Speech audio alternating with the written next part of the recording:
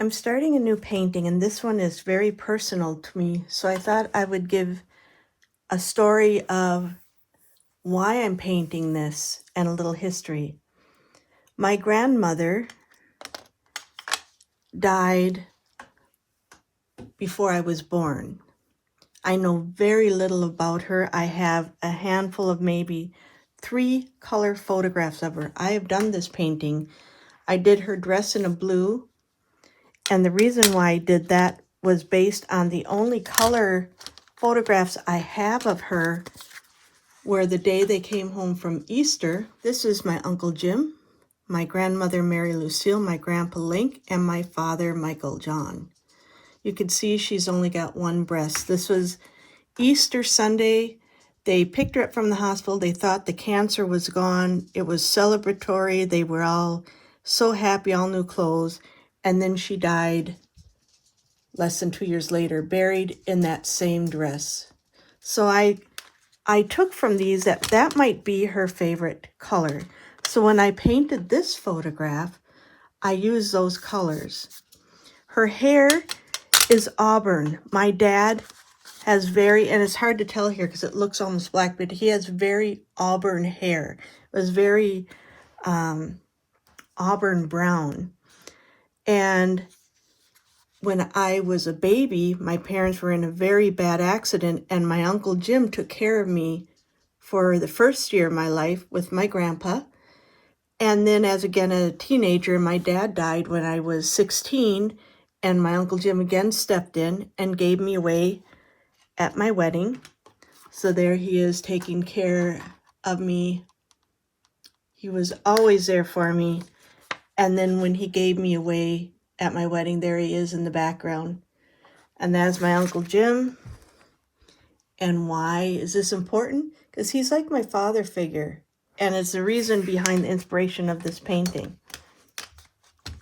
My grandmother, Lucille, I only have a few photographs. They're all black and white. And this one here is my grandpa Link, my grandmother Lucille, my father Mike, and my Uncle Jim. And this is great grandpa John.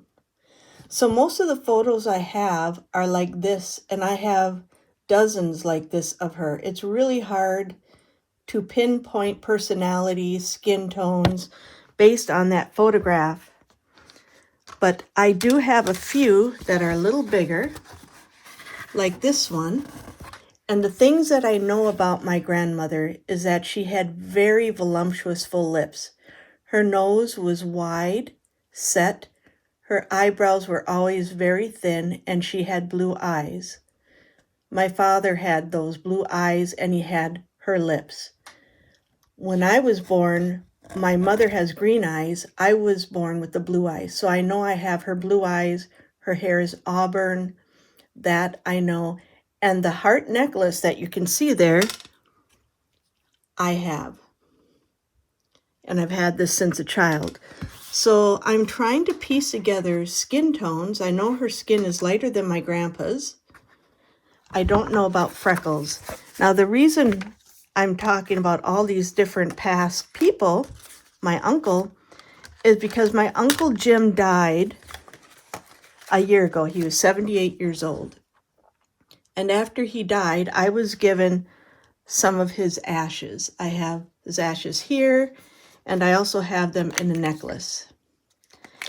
And I was inspired to do a painting of Lucille with his ashes. My cousin Gary, my Uncle Jim's son, showed me this photo. I had only seen it once before, and I was so excited. I knew that was a photo I wanted to paint. It's rare to see her in pink. Her auburn hair shows here. If you zoom in, the eyes are drawn on. Her lips are hand painted. So I've got a lot of filling in the blanks, but this is the photo I'm going to go by. And I'm going to incorporate some of my Uncle Jim's ashes in her eyes. And so this is somebody I've never met. And this is the photo I've got. And most of the photos I have are like this. But I do know she had a wide nose. She had blue eyes. I have that color blue of her eyes. She had voluptuous lips. My father had her lips. She had a lot of spunky personality. And so this is the painting I'm going to start, and I'm going to be mixing up some of the ashes today to see what color I'm going to get from these to know where I'm going to use it in this painting. I'm doing a transfer sketch where I took some raw umber, painted it on some parchment paper, and then I'm going to trace that onto a board.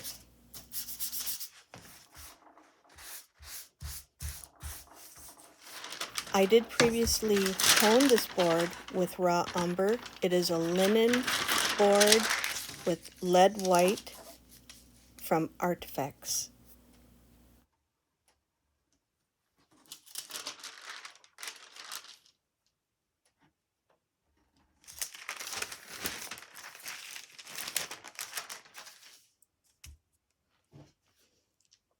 That's what I have to go on.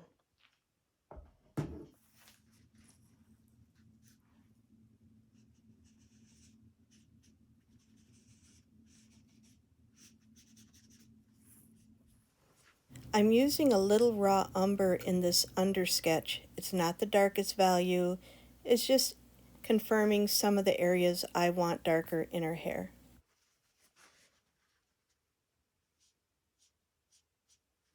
This is where I'm at.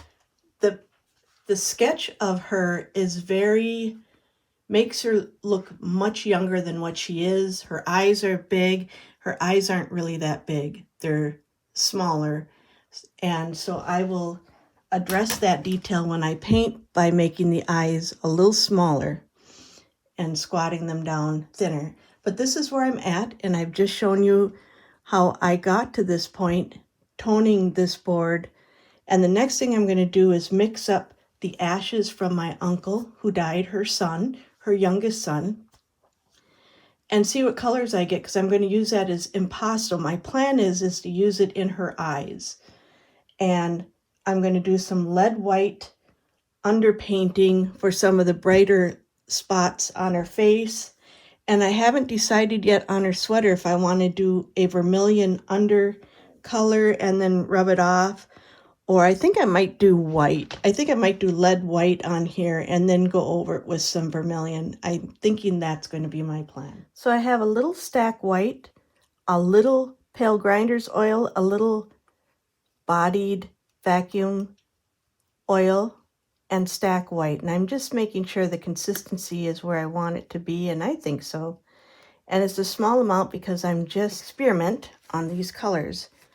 And I don't want to waste my uncle's ashes, so very little of these, and they're kind of gray, and there is a couple of chunks in here, so I've got to be careful with that. I can see there I've got one chunk, that bone, and I think I'm going to put that back. I got a great big one in here. I don't want to sneeze,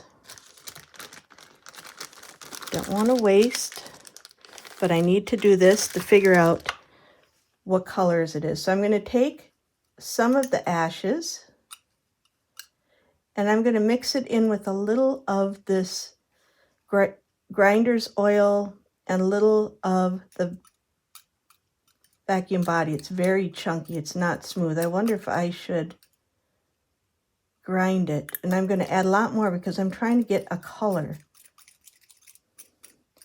And as I thought, it is going to turn darker, like a dark gray. I don't know if you can see that. There's a dark gray. It's very gritty.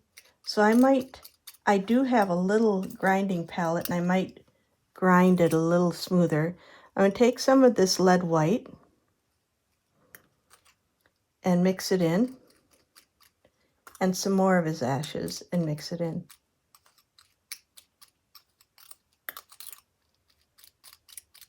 You can hear it's very chunky.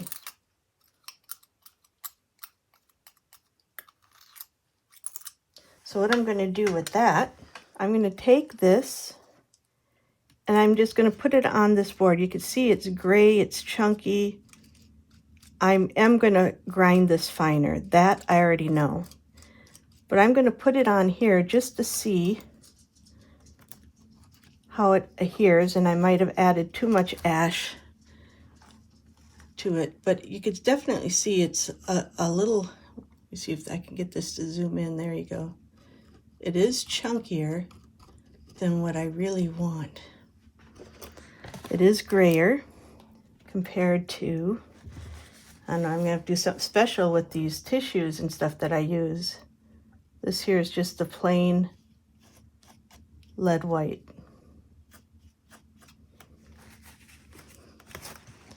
So you can see the color difference there a little bit.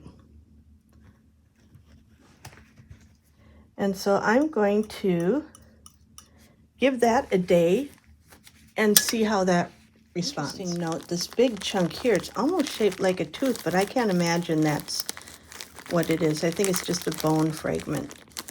And I've got a few of those chunks. There's another one down here. Some that are a little bigger.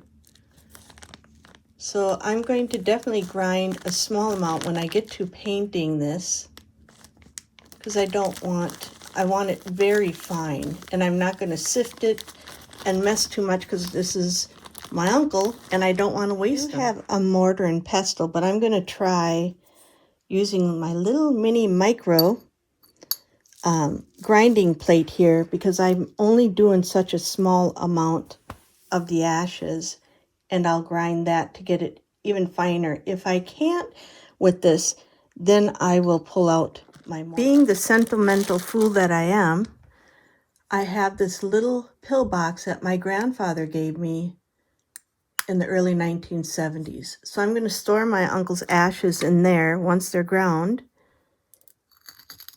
And I don't know if this will work. I do have my, there's a big chunk there.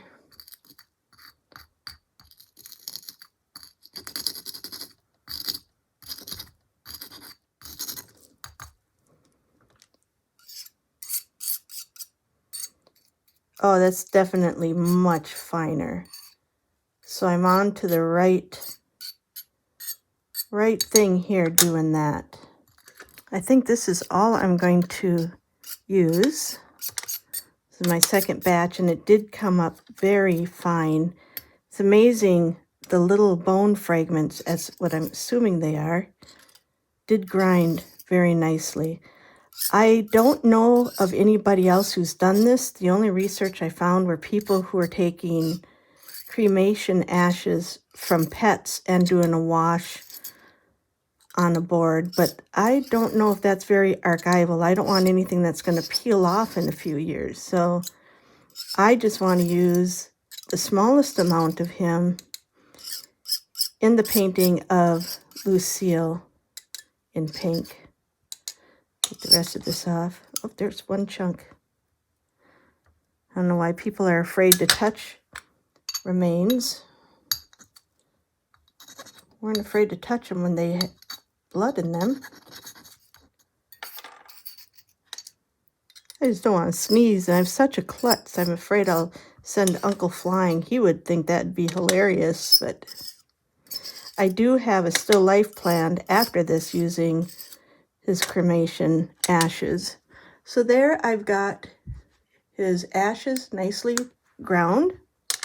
I'm going to get this cleaned up and dispose of my rag, and we'll wait to see how my test run dries. And I'm not expecting this to go too long because it is stack lead white. And to be fair, that's really chunky. So if that holds up, I know this will hold up. I just used some basic rubbing alcohol to clean this up. There's no oil, just to clean up some of the ash. And I'll dispose of the tissue outside.